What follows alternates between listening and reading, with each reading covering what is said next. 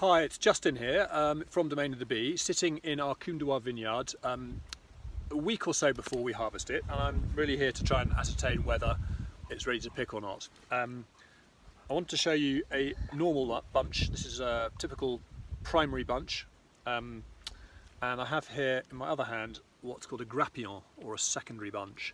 Whoops. So what happens is, as the vine is flowering, if the first set of flowers don't work terribly well, a second set 2 or 3 weeks later will flower, and they tend to be on a little twisty stem, and the bunch is a different shape to the primary bunch. I sometimes say a primary bunch looks like Africa or South America with a conical shape, and a secondary bunch looks a bit like Iceland or something. It's a sort of more rounded shape to the bunch.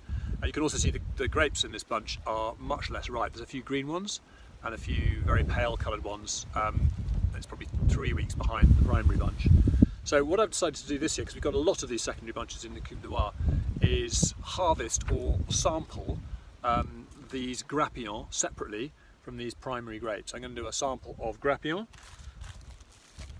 in this bag here, and a sample of primary grapes. And to make a sample, what you need to do is take 100 random grapes from different vines, from different bunches, from different parts of the bunch, on the top or the bottom or the back, so that you get a truly representative selection of grapes. And I want to compare the grapes from the grappillon and the grapes from the primary bunch to see if we want to harvest them together, or we want to leave the grappillon behind and not harvest them, or potentially, if there's enough grappillon, harvest them at a later date when they're riper. So that's the job I'm going to be doing shortly with Otto's help.